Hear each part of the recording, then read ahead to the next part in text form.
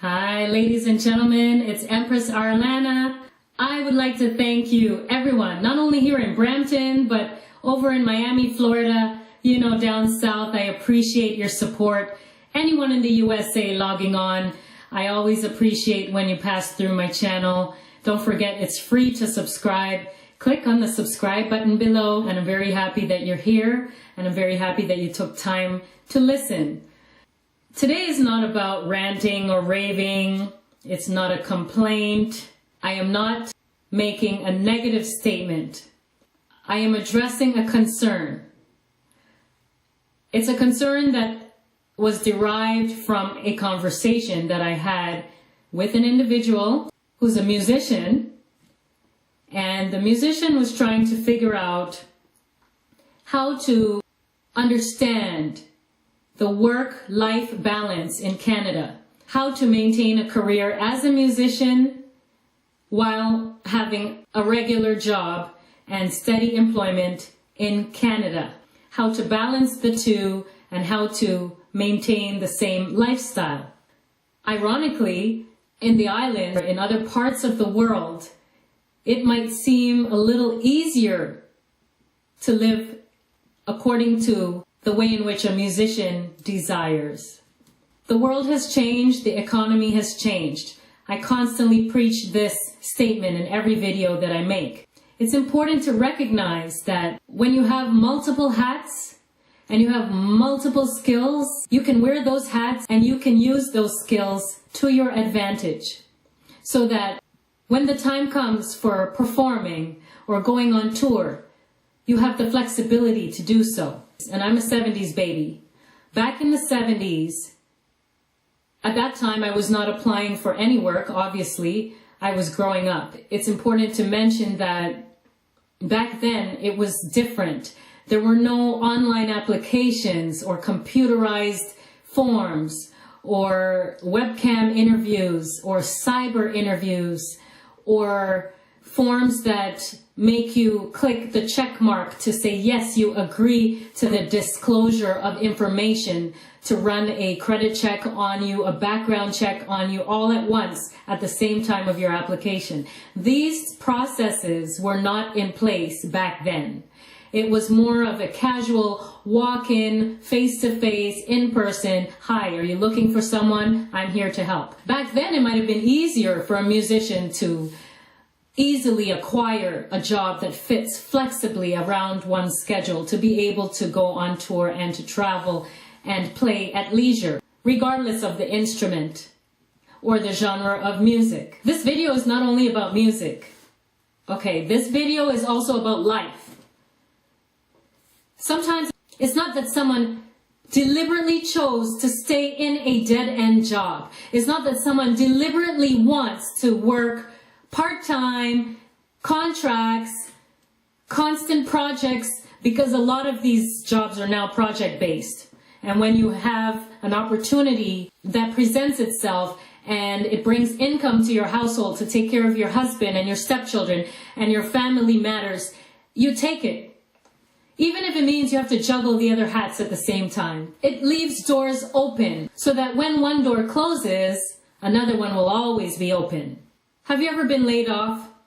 Do you know what it feels to have been working for 60 grand a year, and then all of a sudden you wake up one morning, you go to work, everything's normal, you stop at Timmy's, you get your chamomile tea, and then when you arrive at work, all of a sudden, everyone's crying,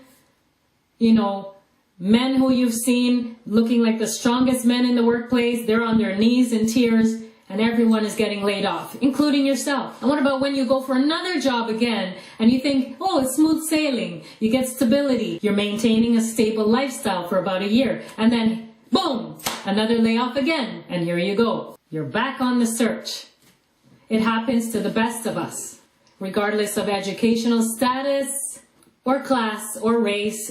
It can happen. So a person made a comment that the person wondered why one would choose the type of work or the type of job in which one is working. As many of you might know, I'm a part-time teacher in French. I'm a PSW, that's personal support worker, assisting seniors and those living with disabilities in the long-term care facilities.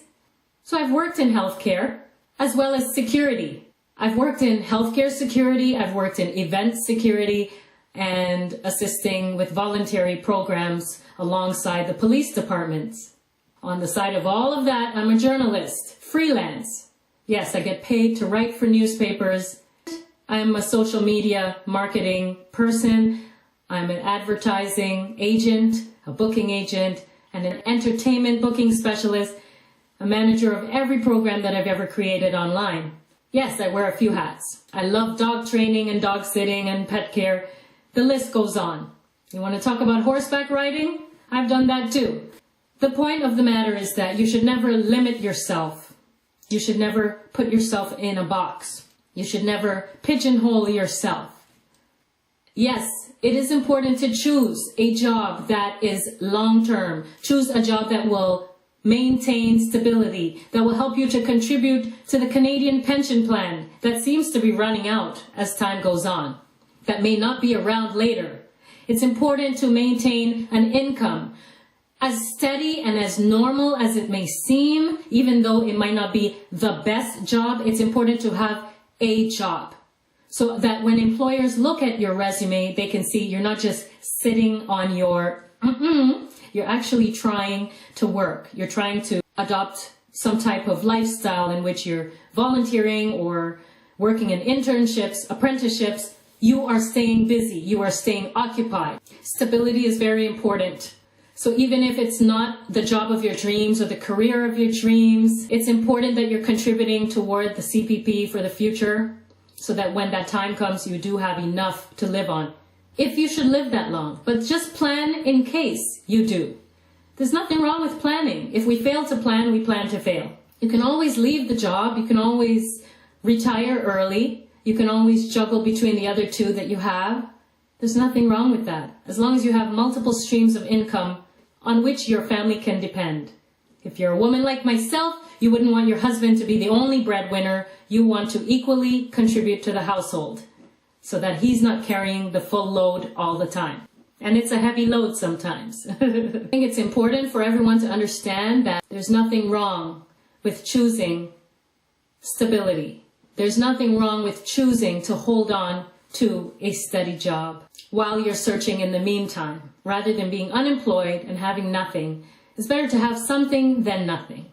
So don't feel guilty. Don't feel guilty that you have a master's degree or your PhD and somehow you found yourself in a marginalized, borderline type of job, dead end type of job. It's just temporary. It's just like getting on the bus and getting off. You're just getting off at the next stop, rather than standing outside in the cold, waiting for the next bus to pass by that will take you to your destination. Just get on a bus and start riding. There's nothing wrong with that. Don't let anyone ever make you feel as if you're a failure for doing that. Your education is inside here. No one will take that from you, and no one will judge you because of the type of work that you do. And if you so choose to have many different skill sets and you're a jack of all trades or a Jane of all trades, so be it. Just keep mastering your talents and your skills. Getting back to the conversation at hand, I was trying to convince the musician that the type of choice one makes is a choice for survival. And it's necessary.